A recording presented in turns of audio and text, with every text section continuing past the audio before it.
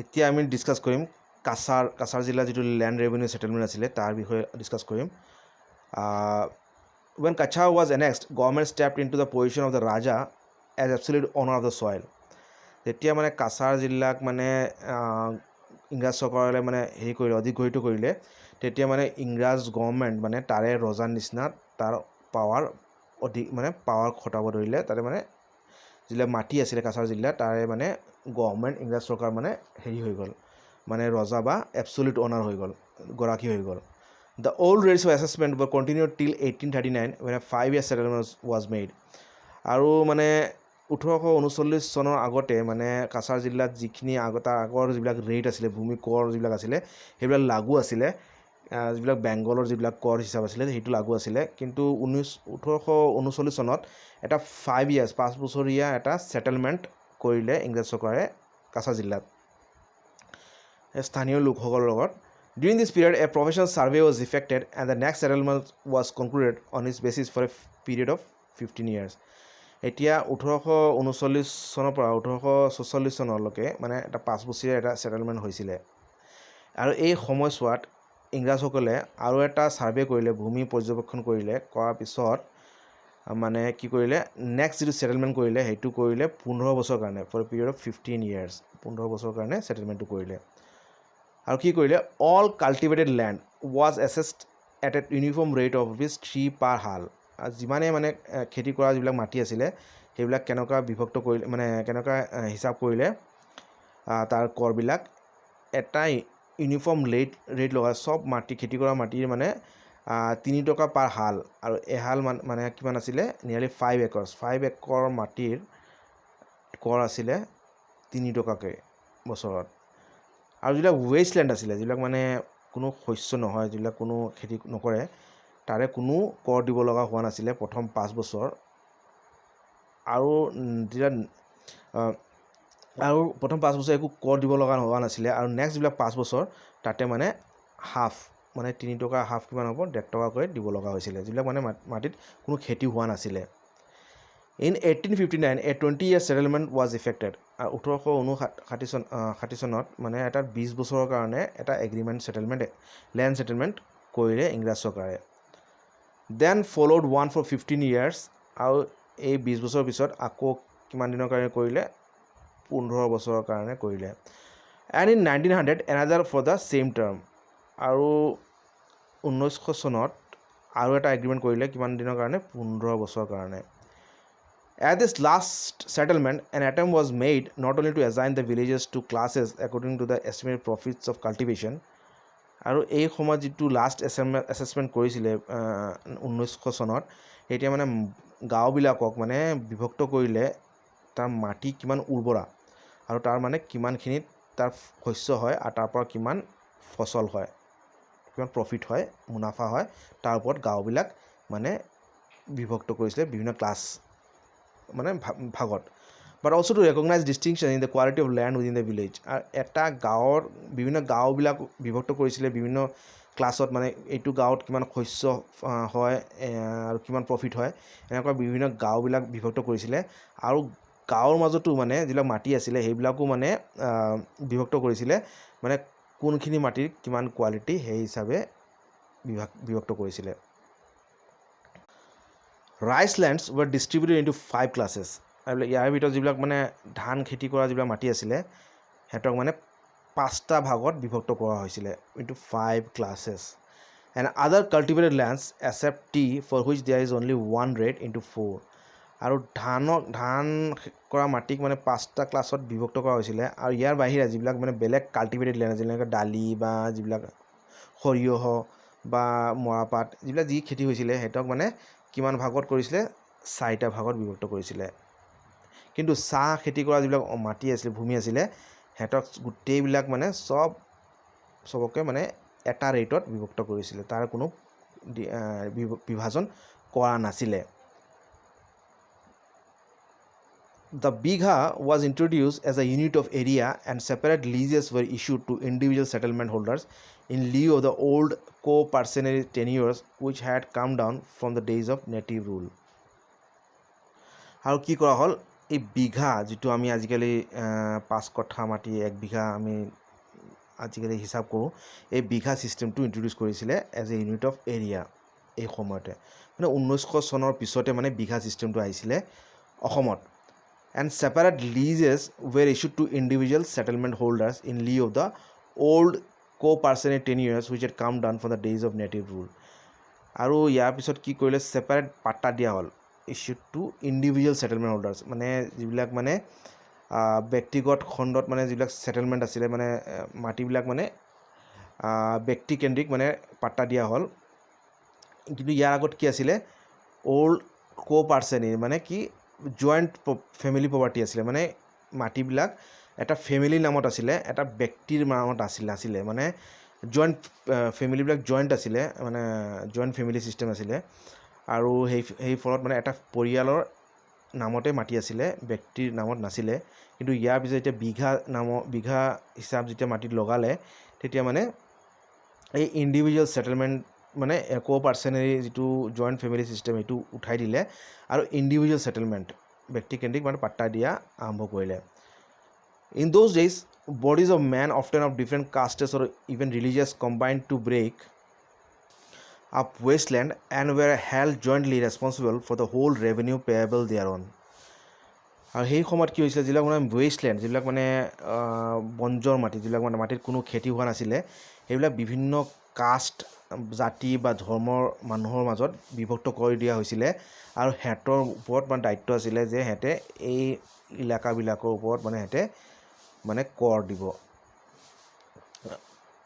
মানে হেতৰ ওপৰতে মানে বিভিন্ন ধৰ্ম বা জাতিৰ মাজত বিভক্ত কৰি হেতে মানে কৰ দিব লগা হৈছিল The average revenue per bigha in Kachar is now rather less than 6 anas.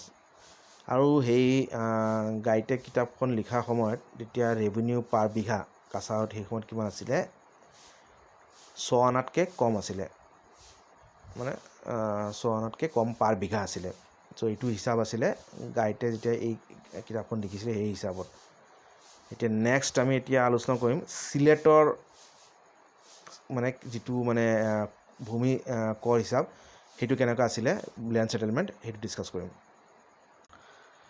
Sylhet like the rest of the territory included in province of Bengal in 1793 came under the permanent settlement but it differed from all other districts except Chittagong in that settlement was made after measurement and was affected not with the zamindars but with the superior ryots or middlemen Sylhet যেতিয়া মানে বেংগলৰ province বনাই দিয়া হ'ল কেতিয়া 1793 তেতিয়া বেংগলৰ যিটো পাৰ্মানেন্ট সেটেলমেন্ট আছিল তাৰ অন্তৰ্ভুক্ত হৈ গ'ল কিন্তু যিবিলাক বেংগলৰ যিবিলাক ডিস্ট্ৰিক্ট আছিল সব ডিস্ট্ৰিক্টৰ পৰা মানে অলপ বেলেগ আছিল ল্যান্ড সেটেলমেন্ট সিলেটৰ কেৱল চিটাগং যিটো বাংলাদেশৰ যিটো চিটাগং ডিস্ট্ৰিক্ট তাৰ ল্যান্ড সেটেলমেন্ট আৰু সিলেটৰ প্ৰায় একে আছিল আৰু সিলেটৰ এইবিলাক মানে ডিফাৰেন্ট কিয় আছিল in that settlement was made after measurement যিটো সেটেলমেন্ট কৰা হৈছিল ভূমি যিটো কৰ নিৰ্ধাৰিত কৰা হৈছিল এটো মানে ভূমি জৰীপ কৰা বা ভূমি মেজাৰমেন্ট কৰাৰ পিছত কৰা হৈছিল and was affected not with the zamindars আৰু এইবিলাক যিটো ডিলিং কৰা হৈছিল এটো জমিন্দাৰৰ লগত কৰা হোৱা নাছিল বেলেগ এৰিয়াত মানে বেলেগ ডিস্ট্ৰিক্টৰ জমিন্দাৰৰ লগত যিটো কৰ নিৰ্ধাৰিত কৰা হৈছিল কিন্তু সিলেটত কি কৰা হৈছিল but with superior ryots or middlemen এইবিলাক ৰায়ত সকলৰ লগত যিবিলাক মিডলম্যান আছিল যিবিলাক মাটিৰ মালিক আৰু জমিন্দাৰ মানে যিবিলাক খেতিয়ক আৰু জমিদাৰৰ মাজত যিবিলাক মিডলম্যান আছিল হেতক ৰায়ত বুলি কোৱা হৈছিল ৰায়ত সকলে কৰ কালেক্ট কৰি জমিদাৰক দিয়া হৈছিল আৰু এই যিটো সিলেটৰ যিটো ল্যান্ড মেজাৰমেন্ট যিটো কৰা হৈছিল ভূমি যিটো কৰ সিদ্ধান্ত নিৰ্ধাৰিত কৰা হৈছিল এইটো জমিদাৰৰ লগত ডাইৰেক্টলি কৰা নাছিল বৰঞ্চ এই ৰায়ত সকলৰ লগত কৰা হৈছিল There are thus many more estates than elsewhere and considerable areas which were then waste were not included in any permanently settled estate. ইয়াৰ মাজত এটা কথা কিন্তু যিবিলাক মানে এৰিয়া বা যিবিলাক এষ্টেট যিবিলাক মানে কোনো শস্য হোৱা নাছিল বা বঞ্জৰ মাটি যিবিলাক মানে উৰ্বৰা নহয় যিবিলাক এনে পেলাই থোৱা মাটি ইয়াৰ এইবিলাক মাটি মানে পাৰ্মানেন্ট সেটেলমেন্ট আন্ডাৰত নাছিলে পাৰ্মানেণ্ট ছেটেল এষ্টেট নাছিলে, পাৰ্মানেণ্ট ছেটেলমেণ্টৰ আণ্ডাৰত নাছিলে, কোনো কৰ ডাইৰেক্ট কৰৰ আণ্ডাৰত হোৱা নাছিলে। Most of these areas or Elam proclaimed lands have since been brought under cultivation and have been surveyed and settled on various occasions. কিন্তু এই ৱেষ্টলেণ্ডবিলাক যেতিয়া মানে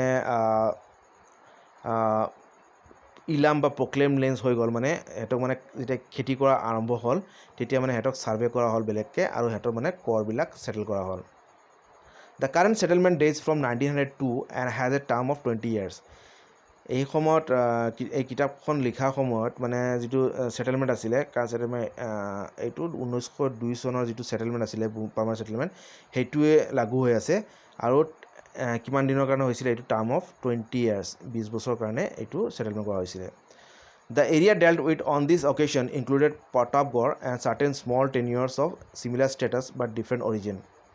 আৰু যিবিলাক এৰিয়া মানে এই ছেটেলমেণ্টত আহিছিলে তাৰ মাজত প্ৰতাপগড়ো আছিলে, and certain small tenures of similar, আৰু কিছুমান বেলেগ বেলেগ সৰু সৰু এষ্টেটছ আছিলে। ৱাজ এবাউট মানে কিমানখিনি হ'ব গোটেইখিনি লৈ এইবিলাক সৰু সৰু যিবিলাক অঞ্চল সিহঁতকো এই চিলেটৰ যিবিলাক কৰ যিটো পাৰ্মানেণ্ট ছেটেলমেণ্ট 1902 আণ্ডাৰত অন্তৰ্ভুক্ত কৰা হ'ল, এইবিলাক হ'ব প্ৰায় 1,60,000 একৰ্ছ, মানে ইমানখিনি মাটি এই বেংগলৰ পাৰ্মানেণ্ট ছেটেলমেণ্টৰ আণ্ডাৰত বা চিলেটৰ যিটো ছেটেলমেণ্ট আছিলে ভূমি কৰ নিৰ্ধাৰিত আছিলে তাৰ আণ্ডাৰত সোমাই দিয়া হ'ল। This is exclusive of the Jaintia Parganas which though they form part of the Sylhet district have a revenue history more nearly akin to that of Kachar. কিন্তু এটা পাৰ্থক্য আছে যে চিলেটত সেই সময়ত জয়ন্তীয়া হিলছ, যিটো জয়ন্তীয়া পৰগানাছ, মেঘালয়ত যে জয়ন্তীয়া হিলছ আছে তাৰ কিছু অংশ মানে চিলেটত সোমাই আছে, জয়ন্তীয়া পৰগানাছ সোমাই আছিলে। কিন্তু সেই জয়ন্তীয়া পৰগানাছৰ যিটো চিলেটৰ যিটো কৰ ব্যৱস্থা আছিলে সেইটো নাছিলে, জয়ন্তীয়া পৰগানাছৰ যিটো কৰ ব্যৱস্থা আছিলে সেইটো মানে কাছাৰৰ যিটো কৰ ব্যৱস্থা আছিলে তাৰ সমান আছিলে। This Parganas have been settled at different times for varying terms. আৰু এইবিলাক এই যে পৰগানাবিলাকৰ যিবিলাক লেণ্ড ছেটেলমেণ্ট, ভূমিৰ যিবিলাক মানে এগ্ৰিমেণ্ট, মানে বিভিন্ন সময়ৰ কাৰণে বিভিন্ন ৰেটত কৰা হৈছিলে। At present they are under a 15 year settlement dating from 1898। আৰু সেই সময়ত কিতাপ লিখাৰ সময়ত কিমান দিনৰ কাৰণে ছেটেলমেণ্ট কৰা হৈছিলে, এইবিলাক জয়ন্তীয়া পৰগানাছ এইবিলাক এৰিয়াৰ 15 বছৰৰ কাৰণে কৰা হৈছিলে। Under 15 year settlement dating from 1898ৰ পৰা মানে 15 years ছেটেলমেণ্ট কৰা হৈছিলে। তো এইখিনি আছিলে আমাৰ কাছাৰ আৰু চিলেট জিলাৰ মানে লেণ্ড ছেটেলমেণ্ট। এতিয়া আমি ডিছকাছ কৰিম আমাৰ হিল ডিষ্ট্ৰিক্টছ, এইবিলাক পাৰ্বতীয় যিবিলাক ডিষ্ট্ৰিক্ট আছিলে, গাৰো হিলছ, লুচাই হিলছ, সিহঁতৰ কেনেকুৱা ধৰণৰ কৰ ব্যৱস্থা আছিলে তাৰ বিষয়ে আলোচনা কৰিম। In the hill districts, save in a few exceptional tracts such as the plain mozas of the Garo Hills, there is no land revenue settlement properly so called, and the assessment is on the houses and not on the land. এইটো এটা ভাবিবলগীয়া বস্তু। এইবিলাক পাৰ্বত্য যিবিলাক district আছিলে এইবিলাকত মানে কিছুমান মানে প্লেইন এৰিয়া, প্লেইন মৌজা বাদ দি গাৰো হিলছৰ বাকী চব যিবিলাক মানে পাৰ্বত্য জিলা আছিলে তাতে মানে কোনো মানে লেণ্ড ৰেভিনিউ ছেটেলমেণ্ট নাছিলে, কোনো ডাইৰেক্ট লেণ্ড ৰেভিনিউ এগ্ৰিমেণ্ট নাছিলে। আৰু যিবিলাক মানে ভূমি কৰ যিবিলাক নিৰ্ধাৰিত কৰা হৈছিলে সেইবিলাক মানে মানুহক ঘৰৰ ওপৰত কৰা হৈছিলে, মাটিৰ ওপৰত কৰা নাছিলে। যেনেকুৱা মানে প্লেইনছ এৰিয়াত যেনেকুৱা মাটিৰ ওপৰত কৰা হৈছিলে, কিন্তু হিল এৰিয়াত মানে প্ৰতি ঘৰ চাইহে টেক্স লোৱা হৈছিলে। The usual rate of house tax is 2 rupees, but it rises to 3 rupees in some tracts, while in the Lushai Hills it is only 1 rupee per house. আৰু যিটো প্ৰতি ঘৰৰ যিবিলাক যিটো ৰেট অফ টেক্স আছিলে সেইটো আছিলে হাউচ টেক্স ইজ 2 rupees, মানে 2 টকাকৈ আছিলে প্ৰতি ঘৰে দিব লগা হৈছিলে। কিন্তু কিছুমান এৰিয়াত মানে পাৰ্বত্য এৰিয়াত মানে 3 টকালৈকে বাঢ়ি গৈছিলে। আৰু কিন্তু যিটো লুচাই হিলছ, যিবিলাক মিজোৰাম, আইজল, সেইখিনি এৰিয়াত মানে কিমান আছিলে, 1 টকাকৈ প্ৰতি ঘৰ 1 টকাকৈ আছিলে। The hill tribes generally cultivated on the jhum system. আৰু যিবিলাক হিল মানে মাটিৰ ওপৰত কৰ লোৱা হোৱা নাছিলে, কিয়নো সিহঁতে যিবিলাক খেতি কৰিছিলে এটা ফিক্সড মাটি নাছিলে, সিহঁতে ঝুম খেতি কৰিছিলে, ঝুম ছিষ্টেম। ঝুম খেতি কেনেকুৱা কৰা হয়, মানে পাহাৰৰ এটা ছাইড যিবিলাক গছ থাকে এইবিলাক কাটি জ্বলাই দিয়ে আৰু সেইখিনি অঞ্চলত মানে খেতি কৰা হয়। আমি যদি মেঘালয় ছাইডত শ্বিলঙত যাওঁ তেতিয়া আমি এই নংপু পোৱাৰ আগতে আমি দেখা পাম, বা তাৰ আগতে গ'লেও আমি এই ঝুম খেতি কৰা দেখা পাওঁ। They burn down part of the forest, কি কৰে জংঘলৰ এটা পাৰ্ট জ্বলাই দিয়ে। The ashes of which make a valuable manure, আৰু এই জ্বলাই দিয়া যিবিলাক ছাই এইবিলাক মানে হেৰি হিচাপে সাৰ হিচাপে বা মেনিয়ৰ হিচাপে হেৰি ইউজ কৰা হয়, ফাৰ্টিলাইজাৰ হিচাপে ইউজ কৰা হয়। And then dibble in various kind of চিজ অল মিক্স টুগেডাৰ, আৰু কি কৰা হয় গাঁটা খান্দি মানে এইবিলাক মিক্স কৰি দিয়ে এই শস্যৰ গুটিৰ লগত, আৰু তেতিয়া খেতি কৰে, মানে গছটো ৰোপণ কৰে। After 1 or 2 years, cultivation becomes impossible on account of the choking weeds that spring up. The villagers then move on to a new clearance.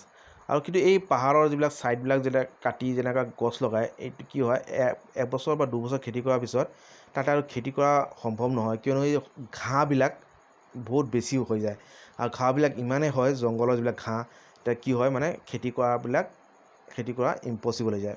এতিয়া ভিলেজাৰবিলাকে গাঁওবাসী কি কৰে নতুন এৰিয়াত গুচি যায়, তাতে আকৌ গছ কাটি আকৌ চাফা কৰি আকৌ নতুন জেগা তৈয়াৰী কৰে, আৰু তাতে মানে খেতি কৰে। And the deserted field remain unfit for cultivation until after the lapse of some years fresh forest growth has killed out the weeds. আৰু এই যিবিলাক যিটো মাটি শস্য কৰিছিলে এইটো যদি এৰি গুচি গ'ল, বেলেগ জেগাত গুচি গ'ল, তেতিয়া এই মাটিখিনি মানে যেতিয়া আকৌ জংঘল হৈ কি কৰা হয়, কি কৰি মানে এই মানে আকৌ গছ গছনি উঠে আৰু ঘাঁহবিলাক মৰি যায়, তেতিয়া আকৌ গছ কাটি সিহঁতে আকৌ সেই জেগাত খেতি কৰে। এনেকৈ মানে ৰটেশ্যন হিচাপে চলি থাকে। আজি এটা ঠাইত কৰিলে কালি আৰু বেলেগ ঠাইত কৰিব, মানে এবছৰ এক ঠাইত কৰিব 1-2 বছৰ, তাৰপিছত নেক্সট জেগালৈ যাব, তাৰপিছত আকৌ মানে সেই পুৰণি জেগাত ঘূৰি আহিব, এইটো ছিষ্টেম চলি থাকে। এইটো ঝুম খেতি। Each village thus needs a far larger area for its crops than its under cultivation. আৰু এই অনুৰূপে মানে এটা গাঁৱত মানে যিমানখিনি খেতি কৰা জেগা তাতকৈ মানে বেছি জেগাত দৰকাৰ হয়, কিয়নো এই জেগাবিলাক 1-2 বছৰ খেতি কৰাৰ পিছত বেয়া হৈ যায়, তাতে আকৌ নেক্সট খেতি কৰিব নোৱাৰি, সেইকাৰণে মানে লগাতকৈ বেছি সিহঁতৰ মাটিৰ দৰকাৰ হয়। And serious disputes have been known to occur regarding land that to all appearances is a neglected and useless jungle. আৰু প্ৰায় এইবিলাক মাটি যিবিলাক মানে দেখাত মানে নেগলেক্টেড আৰু মানে কাম নোহোৱা জংঘল, সেইবিলাকৰ মাটি লৈও মানে এই পাহাৰুৱা মানুহৰ মাজত কাজিয়া হৈছিলে। Very similar conditions exist in some of the more remote tracts of the plain districts, such as the North Kachar subdivision and the Mikir Hills tract in Nagaon. আৰু যিবিলাক প্লেইন ডিষ্ট্ৰিক্ট আছে, পাহাৰুৱা নহয় কিন্তু যিবিলাক মানে ৰিম'ট দুৰ্গামী যিবিলাক district, যেনেকুৱা north Cachar sub ডিভিজনৰ, যেনেকুৱা আমাৰ কাৰ্বি আংলং বা ডিমা হাছাও যিবিলাক মানে ভিতৰুৱা যিবিলাক গাঁও আছে, তাতো মানে এই ছিষ্টেম চলিছিলে, মানে ঝুম খেতি হৈছিলে, বা এই কোনো পাৰ্মানেণ্ট লেণ্ড ছেটেলমেণ্ট নাছিলে বা কৰ নিৰ্ধাৰিত কৰা হোৱা নাছিলে। আৰু যিটো মিকিৰ হিলছ, নগাঁৱৰ ওচৰত যিবিলাক মিকিৰ হিলছ, কাৰ্বি মিকিৰ হিল, তাতো মানে এনেকুৱা ছিষ্টেম আছিলে, যদিও মানে এইবিলাক হিল ডিষ্ট্ৰিক্ট নহয়, প্লেইন ডিষ্ট্ৰিক্ট, তথাপি মানে দুৰ্গামী হোৱাৰ কাৰণে, ৰিম'ট হোৱাৰ কাৰণে তাতে মানে কোনো পাৰ্মানেণ্ট লেণ্ড ছেটেলমেণ্ট বা কৰ নিৰ্ধাৰিত কৰা হোৱা নাছিলে, আৰু সিহঁতৰ মানে মাটিও ফিক্স নাছিলে, সেই হিচাপে মানে সিহঁতৰ কোনো মাটিৰ ওপৰত কোনো কৰ দিব লগা হোৱা নাছিলে বা কৰ ফিক্স কৰা নাছিলে ইংৰাজ চৰকাৰে। তো এইখিনি আছিলে আমাৰ land settlement in Cachar, Sylhet and hill districts. Next আমি আলোচনা কৰিম land and revenue regulation. Next ক্লাছত ডিছকাছ কৰিম এইখিনি।